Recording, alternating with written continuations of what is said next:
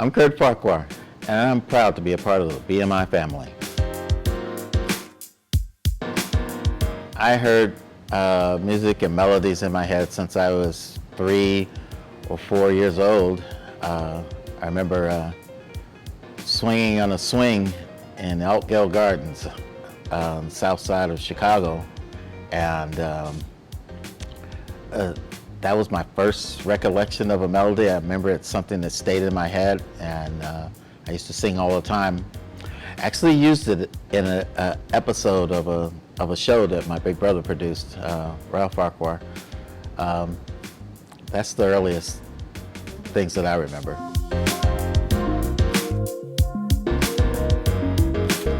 I grew up in an interesting time with a lot of brilliant musicians.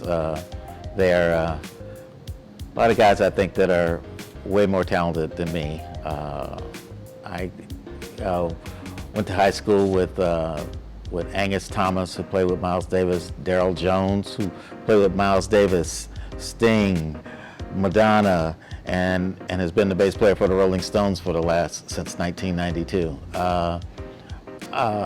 Keith Henderson, Donzel Davis, a lot of just really brilliant players. Michael White and Jimmy Allen, these guys, we all used to jam together, we all used to play together, we all had hopes and dreams together, and we pushed each other. We were friends, but we were like, everybody wanted to be the best. Everybody wanted to be the best guitarist, everybody wanted to be the best bass player, everybody knew I was the best drummer. I said that for you, Mike. I know you're gonna beat me up the next time you see me. But you know, that camaraderie and that competition is what pushed you. You know, look around you. Look at the people next to you. There's maybe some brilliant soul right next to you. You never know.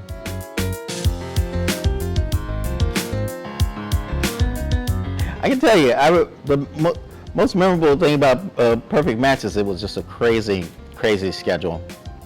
I had just come off of doing multiple other projects, and they were calling me over the Christmas holiday to get.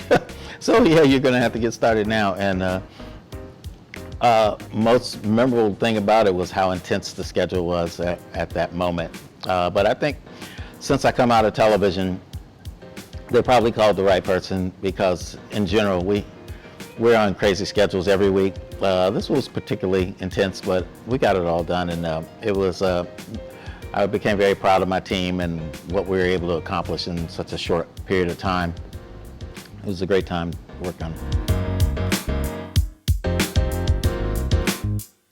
Oh, if we're going to go there, I've been doing it for a long time. This is my 37th. I'm getting ready to start my 37th season in television, and process was very different back then when you had to turn in music on quarter-inch tape at 15 IPS. So, and now all of the digital abilities that we have now. You know, the biggest thing the only thing that's of importance, I should say, to me about my process is the ability to get inside the head of the creator of the show. This is a team sport. You know, it's not me going out and doing an album. It's and the moon and the stars and the universe hit me in a certain way, and then I create. This is somebody else's creation, somebody else who has been putting this together for months, years, even. You know, I've had somebody developing a show over 10 years, and then it finally happens for them. And then the composer comes in, okay, it's all right, I'm here and everything will be cool. I'm bringing my brilliance to this and it'll all be all right now. No, that's the way I don't start. I start by asking them a lot of questions. I ask them about most writers listen to music when they're writing. What were you listening to? What was inspiring you when you did this character? We have to tell people what to feel. You have to be interested in the character more than your music. I don't come in with the ideas all fully formed of what my music is going to be and what it's going to do. I'm more interested in what the story is that we are telling, and what's the inside, what's the inside stuff that we might not necessarily see on the screen. I want to bring that out with the music. That's what music is really beautiful. It's a beautiful tool to be able to do that, to bring out some inner feelings, some inner emotions that aren't quite on the surface. And that gives us insight into characters. And so my process is asking a ton of questions and actually being interested to hear what they have to say. You do a spotting session, you have a lot of discussion about what the producer wants, what they're trying to feel at a given point, and you kind of go from there. Each composer has his own way of coming at this and approaching their stylistic elements of their career, and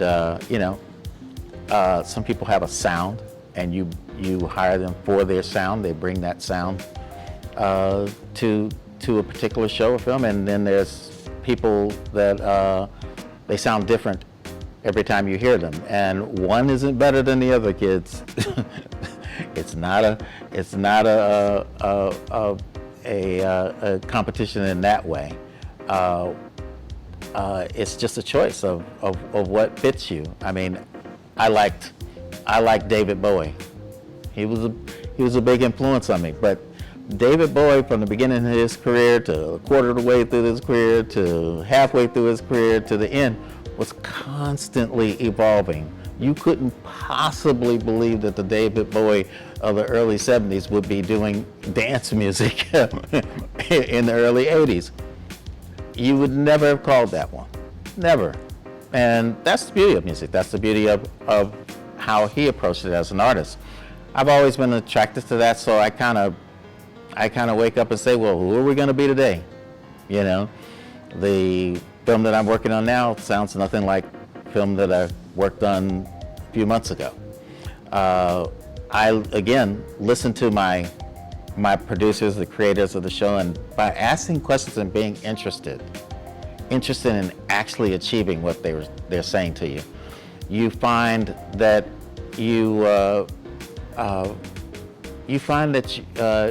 you get some new input, some new inspiration, you know, by seeing what's on the screen, by seeing what they're saying behind the screen. You talked about these shows, like, I think I created King of Queens, and it was either Moesha or the Parkers, both on the same day. I left a meeting at Sony to talk about King of Queens, and then I went directly to, back in those days, I would call myself on my cell phone and leave a little melody on the answering machine. Okay, cool, got it, moving on. And go to the next meeting and listen to what they're saying about that show. Call myself on the phone, leave a melody or an idea, and keep it stepping. But that's how I do it.